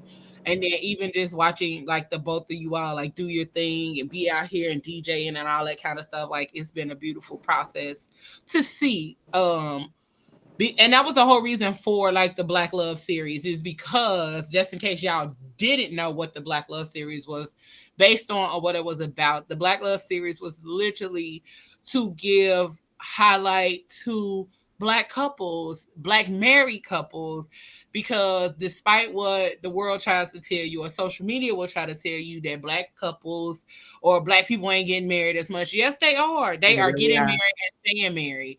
Black people are flourishing in their relationships, flourishing in their marriages, and all those kind of things. And so I just wanted to show people, like, in a legit way that I know, or at least know of, like, because some of the couples, we got 2 couples coming on next week and then another coming on the week after that.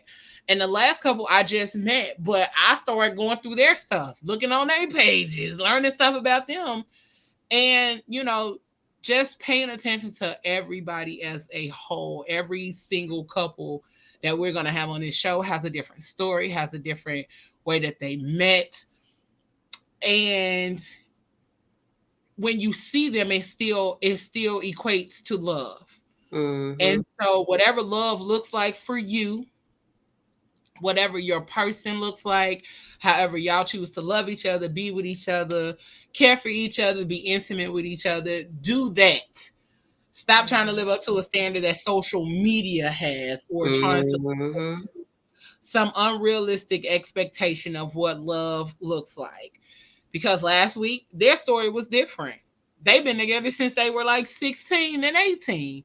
Wow. And so now they're in their 30s, you know, so it's a whole nother type of dynamic. But understanding that love is truly something that's taking place out here in these streets.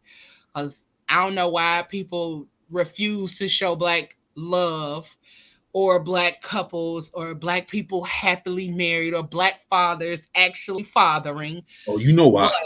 You know why. Right. I know why, but I don't know why. Because y'all don't want to. Why y'all don't want to believe that this is out here happening? It's happening. All I keep saying is, dear God, I've seen what you've done for others. Okay, I've seen what you have done for others. It. Yeah, but then they'd have to change the narrative if they showed that. And that's part of my purpose, is to change the narrative. That's part of my purpose. I'm gonna change that narrative, because we gonna show Black men and Black women loving on each other. We gonna show that shit, it don't matter where you meet your person. That's your person, and y'all vibing and y'all rocking and rolling. That's what we gonna do. Then we won't have any more interracial couples on the commercials, Leo. Right. Look at that face. Look at that face. Look at that face. Yeah, we can't have that. Gotta have the little curly haired babies out there and give a reason why their hair is curly. I want a curly hair baby, but it's an Afro curly. Okay. Rock rough and stuff in my Afro puffs. Cause I don't know about y'all, but my baby gonna have some curly hair. Cause my mama had curly hair. But that's neither here nor there. You right, Unknown Journey. He said happy narrative does not sell tickets. Listen, it doesn't. We just gonna we ain't worried about selling no tickets. We just gonna keep making sure that narrative is shifted, because it's necessary. I don't want my nephews to not see that Black men and women are loving on each other and all that other good stuff. And I mean, they not watching this, but but if they do so happen to come across this at a later date, that they see love is actually happening, and that is something out here in these streets that is real. Like, I can't say like everybody is relationship goals. Like, nah, I know how I want my relationship to be, but I do know, based on some of the conversations that have happened between last week and this week, I'm like, oh, I like that piece for me. I want that for me. And you know what I'm saying? You can take pieces of people who you actually admire and make that work for you. Person, but we really wanted to make sure that the dynamic and the narrative of Black couples is not that we out here just fighting and fucking. That ain't what we are doing. Yeah. That ain't what we are here doing. Fighting, fucking, making illegitimate kids. And you getting my picture tattooed on your face, right? You're right. That's not all we out here doing. Okay. That's not it. And we ain't out here fighting in the streets and all of that good stuff. We out here building businesses, building lives, building brands. DJ Light Bright and all of this kind of stuff. Like the couple we had on last week, they got a couple businesses together. Y'all DJing together. So like it's a lot of stuff out here to be seen. So stop just going with the narrative of the BS that they put out here. Them people paid to follow that narrative, y'all. Yep. So, okay. Stepping down off my soapbox and getting back to the next question. I just had to make sure y'all knew the whole reason for the Black Love series and all of that good stuff, because it's necessary. Okay.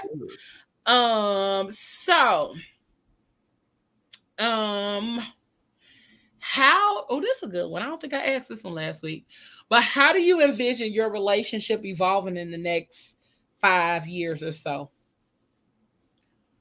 How do y'all see yourselves growing in the next 5 years? That's a good question. I mean, before pre-nugget, it would been like walking around the house but naked because would be gone. Ball Johnson dance. Hey, get it. Hey, get it. But now that, we have Nugget, I mean, of course, the dynamic has changed just slightly. But I just, envision us, getting closer together, becoming, a force that, really can be reckoned with, I admire how long his parents have been married, and that's the goal. I want to be married. I want to give our children that same visual. Like my grandparents are still together. Go to your grandparents' house. You don't have to go to grandma and grandpa's house. We're together. We're building. DJ business is going good. And we're just in a happy, safe space continuously.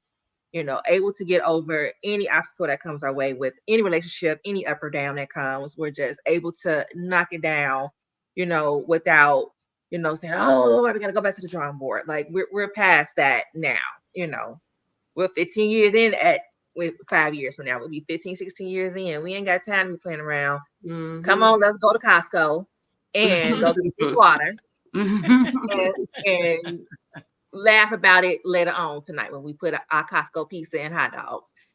Come on. That's happen. Well, I just want to get our 1-year-old out of our bed first and put him in his own room. He got his own room. I said, with a whole bed. With a whole bed, everything. Full size bed. We want to lay with y'all. That's the first. He said that's step one. Look, that's mama's baby. Above anything. I'm gonna tell y'all a quick story. Okay. We first got together. She had this big old king size bed. Jaden, her son, had his own queen size bed. Own room, everything. And so we would fall asleep and we would be on the couch. So one day I'm like, why is we sleeping on this couch? Fully clothed. She's like, cause Jaden in the bed. He in the what? He 2 years old, getting ready to be he in the bed. Don't he got his own room? He don't like that bed. So I had to break her to start putting him in his bed so I could actually sleep like a human being and not on this damn couch. It was like a whole year. It was like maybe a couple of weeks. Months. Maybe 3 months. She went from a couple of weeks to maybe 3 months. We grown trying to fall asleep on this here love seat. Look here. Hot. He already hot as it is, right? So imagine sleeping on a sofa, what is it? Suede sofa, fully clothed. Oh, baby. You had that man about to have a stroke because he out here hot. I'm sorry. We had hot boxing him. I didn't know. Remember, I had just, we had just got through a divorce. So this whole dating thing now, I got married when I was like 18, 19 years old. So it was something new all over again, dating someone. The baby in his bed. That's all I had at the point before he came was the baby. It was just me and the baby. So it was just like, this is my snuggle buddy. This is who he gonna sleep with me. So it again, that was a process of, learning that it was okay. It was okay. I didn't have to overthink that. It was okay. Like thinking back now, like, yeah, I kind of did. I gave him the key to the house and everything, but we still had to sleep on the couch. Right. I'll be like, if you don't let that boy go in his bed. Right. Lord, because what? Another goal in the next phase is first we just bought our house and I want to get everything finished, but I also want to plan for our retirement. I'm not going to work the rest of my life. I enjoy it. The kids, look here. I tell my kids, you got one time to go to jail. Daddy gonna come get you. After that, you're on your own. Yeah. Don't go to jail. Don't get yourself in trouble. Mm-hmm. I'm gonna be here for you, but that one time, I'm not gonna mortgage my house. I'm not gonna do none of that. I put $50 on your commissary. I'm just saying. Listen. You in there. I need to be able to live my life. And now with y'all having a little brother, y'all need to tread lightly on what it is that y'all do. And I want us to get in with a financial advisor, and because of course she's gonna retire before I do. That's just what happens. My mom retired almost 15 years before my dad. My dad came home one day and was like, "Hey, you done working?" And that was just the end of the conversation. My mom was like, "Okay," and he worked another 15. He worked another 15. What else is there to say? What else is there to say? He worked another 15 years after that. Mm-hmm. So, it's just you got to get yourself to a point where you don't run out of money while you're living. And I sure ain't trying to leave none when I'm gone. Y'all ain't got nothing to fight over.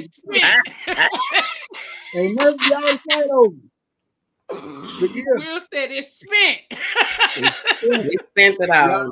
Y'all got these here properties to divide. These cars I done left y'all, but y'all ain't got no money to fight about. Hey, look, y'all ain't got no money to fight about. Daddy gonna live. Wow, I love that though. Daddy gonna live. I'm fit to turn up. Okay. I'm telling you, Daddy gonna travel. Daddy gonna live. I got a question. So have you guys, and this isn't like all love related, but have you guys ever did like a battle? Like a DJ battle? Yeah. We kind of sort of did one for an event that we did. It was supposed to be like girls versus boys or whatever. Mm-hmm. But it really wasn't a battle. It was just he played for X amount of time, and then I followed him. I don't think I'm ready to DJ battle my mentor. I don't think I'm ready. I still get overly nervous. I'm gonna overthink, and I'm like, "Ooh, he gonna hit me with this," and then I'm gonna be on the floor crying. Be like, "Damn it, why did I mess that blend up?" Not on the floor crying.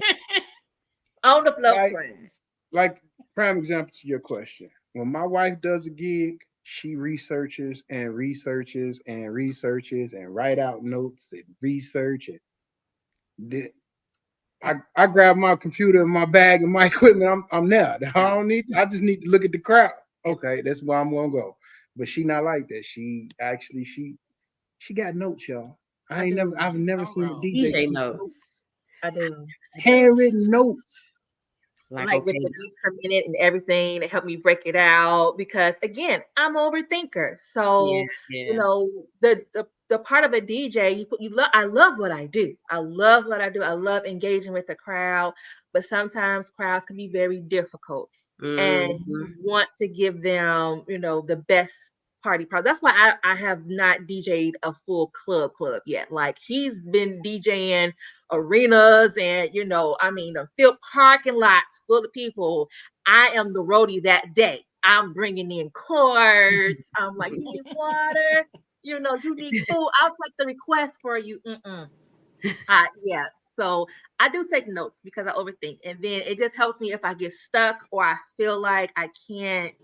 I need something else, then I can go to my note real quick and just look, because I haven't DJ'd everything. I haven't DJ'd every genre yet. So been getting different genres and different things and different themes and weddings and stuff like that. All of that can get, for weddings, especially, bridezillas and mamas and all that stuff, you want to be on point with that. And usually I'm by myself. I don't have my protector with me.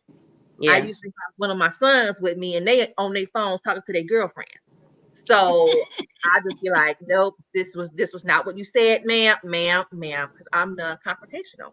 So eventually we're probably going to battle. It has been in the works. We have 3 people potentially that wants us to do like a little DJ battle, or husband versus wife, best of both worlds type of thing. So it might be in the works sometime later on this year that we might, actually, let me know, girl. I'm gonna come.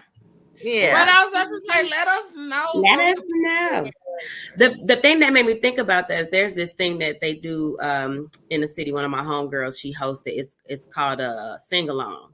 So the it's typically just one DJ. And she's like playing music, and it's like a call response thing that she did the last time I was there, where it was like, okay, it was like the battle of the men versus the women, like you said. But she was playing like music based off of like a guy would say this, and then, girl, you gonna hit him with this, and da da da da. And I'm like, that would be so much better if you had a male battle, a male battling and a female battling, because I think that a man would probably be more in his bag and a woman would be more in her bag about like the car response songs that go with certain situations. So I was like, I wonder if y'all did that. But boom, I just gave y'all some. Ooh. Just let me get I'll take it for drink. Let me get my notes. Right, I'm about to say, let her put it in her notes. Okay. Just let me come. I pay the cover charge, but let me drink free all night. That's all I ask. This guy. Oh Lord. I don't know. If you've been to Pepsi before, you might be able to throw them back. I can. See? See, I knew it. I sensed it in my spirit, man. Okay. I'm the one who make the drinks. Everybody mad at me. You're going to have an especially heinous story like I had. Okay. I'm all right with around up in Peppi's. The heinous city. Yes, I made that word. That's around in Peppi's. Your leg just got better. Okay. Your leg just got better. You need to relax. That's all you're going to hear. Coming up out of Peppi's. Put my knee brace on. You're going to be in a boot again. Okay. I'll put my knee brace on this time. Yeah. You're going to be in a boot all summer. Keep playing. Peppi's. Shout out to the good times at Peppi's. Man. Because Peppi's, oh my God. It still be lit, though. That makes me miss home sometimes. I think I'm gonna go next weekend and see what's happening.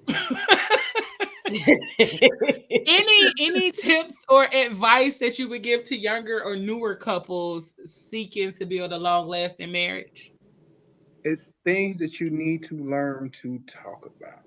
So first thing that a lot of us Black people, I was never taught about a credit score by my parents. I knew nothing about that. I went off to college and they gave me application and here come all the credit cards. And you can't buy everything with cash, y'all. I know as Black folks, we try, but you can't buy everything with cash because guess what? They want to know where the cash comes from. So you need to talk about your credit. You need to talk about your credit scores. You need to talk about if you got student loans, how are you going to pay those student loans? How are we going to get you current on your student loans? All of this counts. And as Black people, we don't talk about credit enough with our kids and relationships. No, my love is not based on your credit score, but when it comes time for us to get this car and we can't get it in your name and we can't get it in my name, how the hell are we going to get this car? Because guess what? If you got bad credit, now you're paying triple what you would pay if you had decent or good credit. So, say, hey, my credit score is this, babe. Let's get me in a better place. And then we'll start paying on yours to get you in a better place. And we gotta discuss these bills, man. That was my biggest thing, especially men, when we ain't got it and you want to talk about bills, you talking about frustration and pissed off. Listen. That is the worst thing in the world to talk to a man about when he don't have it and you want to talk about it. So when we get to that point, we be like, you see that frustration on our face? Please back off of us. Let it go because it hurts nothing more than a real man to be like, I ain't got it. Or I got to tell you, hey, look, you need to hide your car. You know what I'm saying?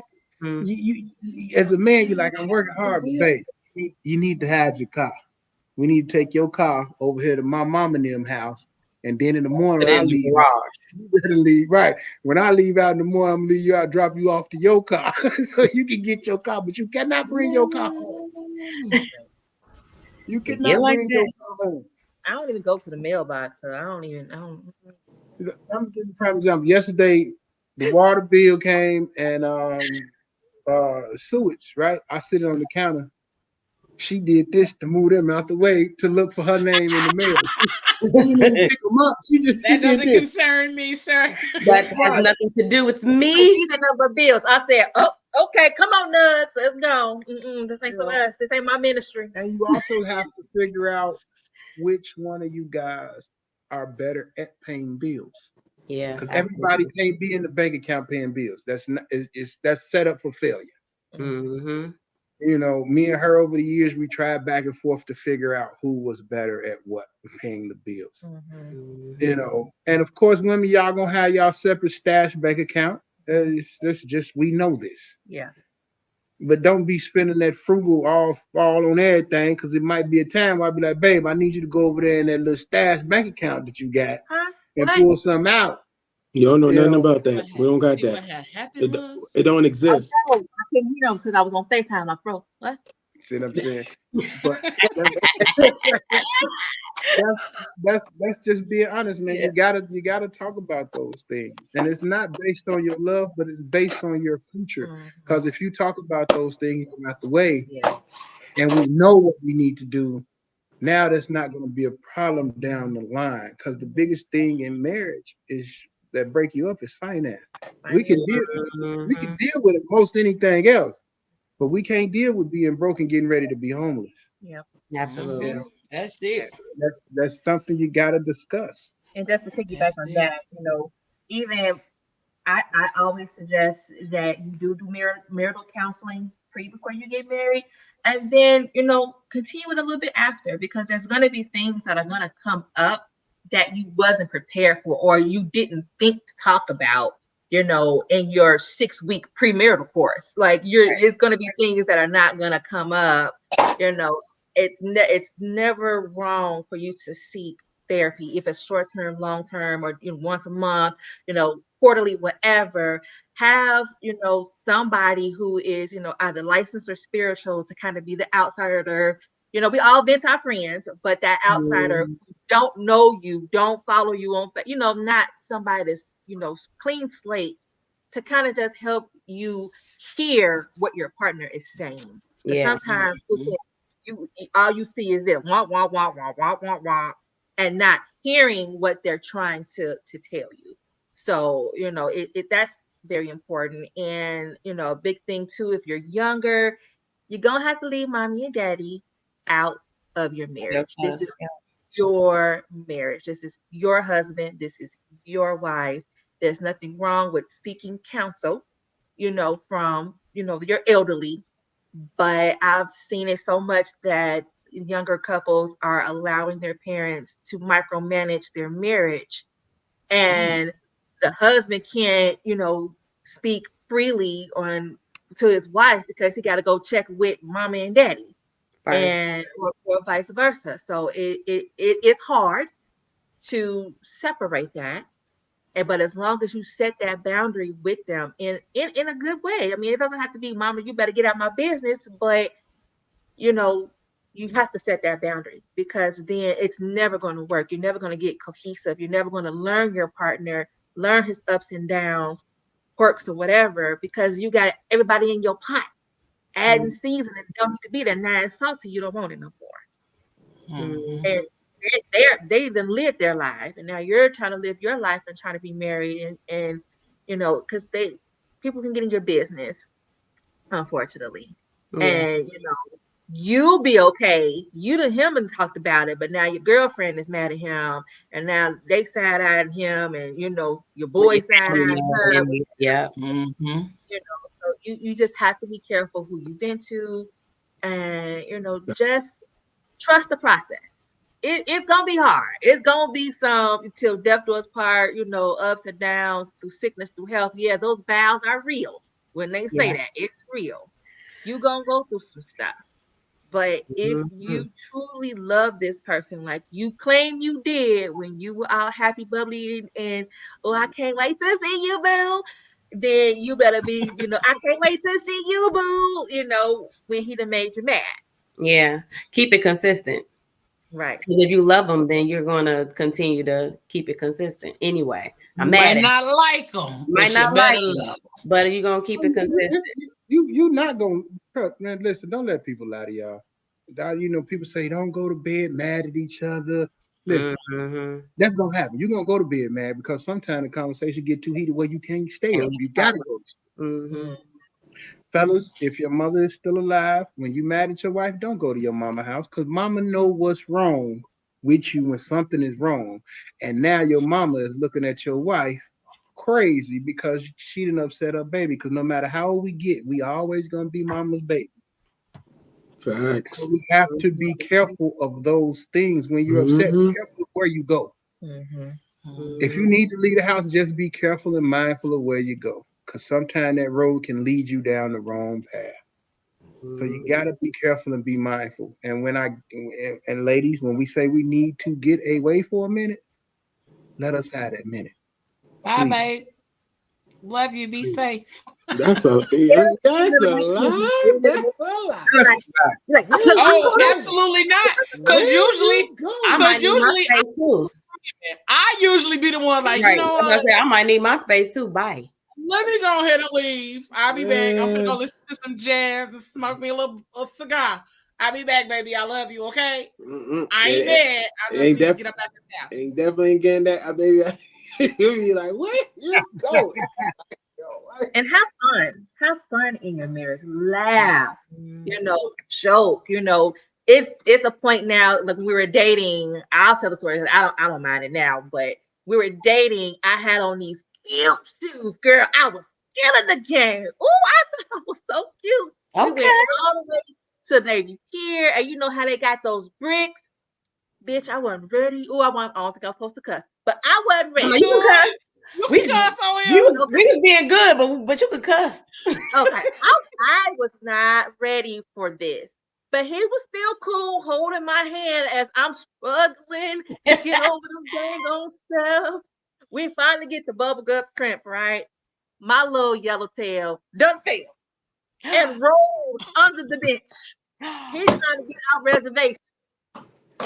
The white people sitting on the bench, like making a bigger scene. I'm trying to hurry up and get up. Like, oh. They're like, man, you okay? Let's help you. I was like, oh my God. This is like our second, third date, y'all. So it wasn't like deep into the relationship. Now you embarrassed. You embarrassed. Yeah. You was overthinking like crazy. Oh my God.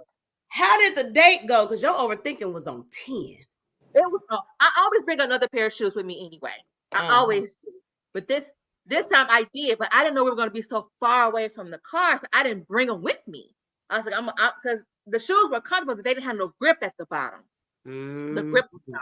So I was just walking, basically on was walking by faith. So he's still walking the restaurant. He's still holding me by my little arm. I'm shaking and stuff, trying to get to the seat. And then I finally was like, do you mind going to get my shoes before we go? Because we were going on like a cruise, a midnight cruise too. So I'm going to be in these shoes for a long time. So he was like, yep.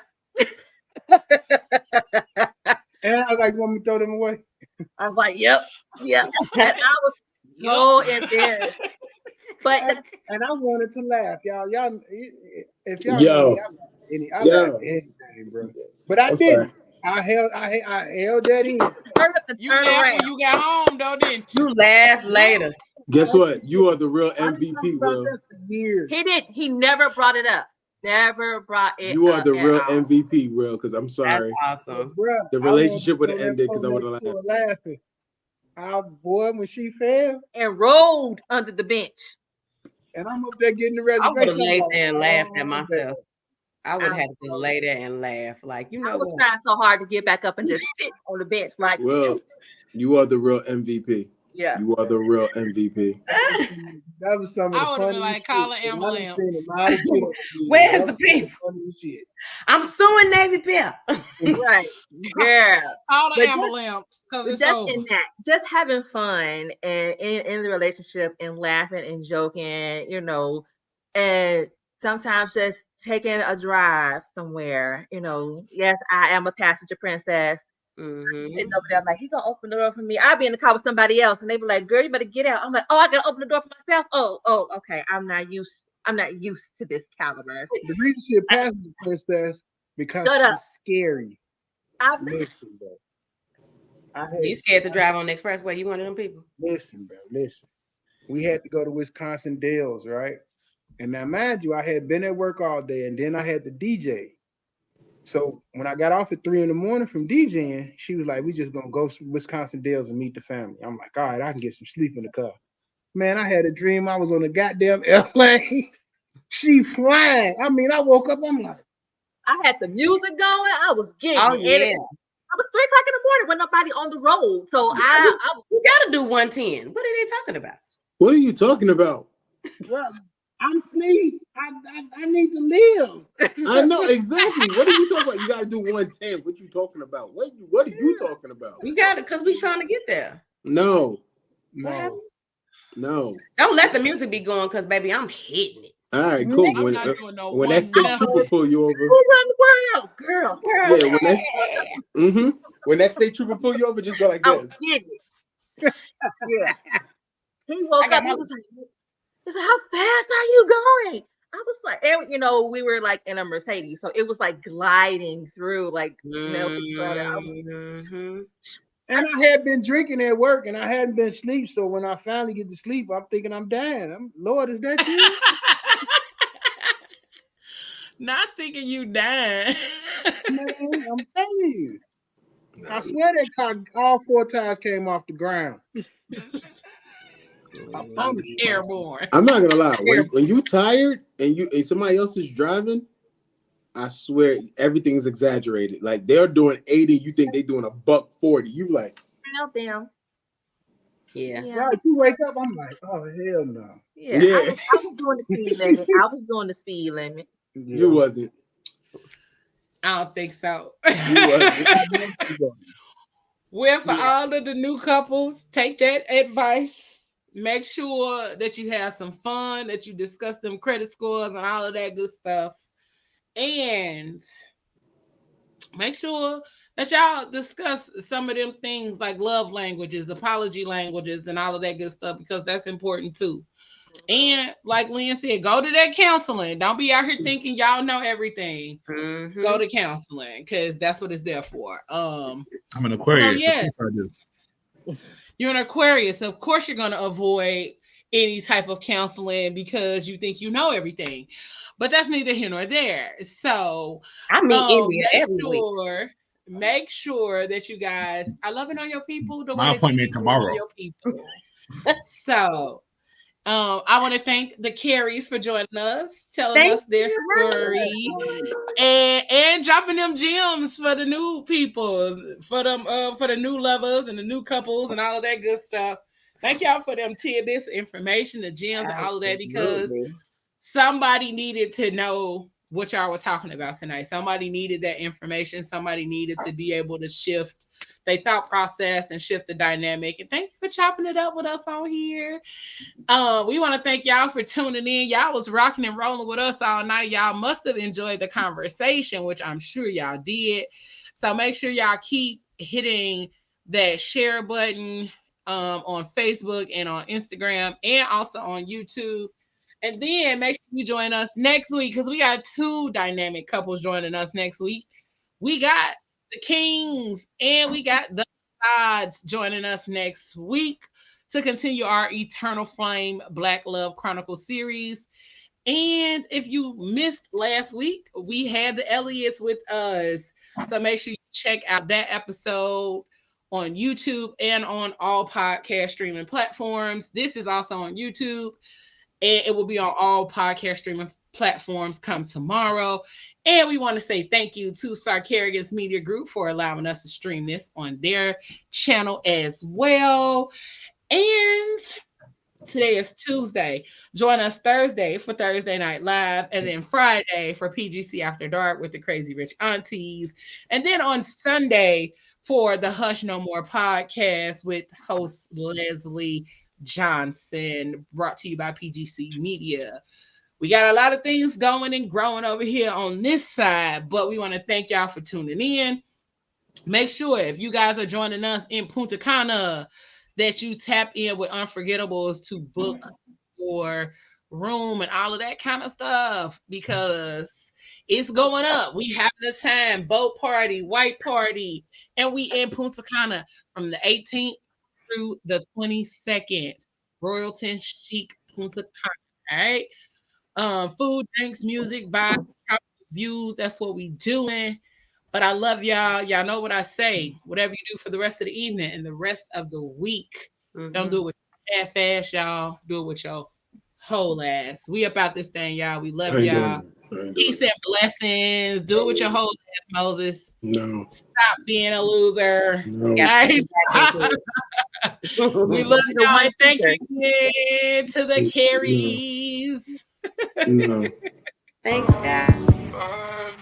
You gotta do it with your whole ass.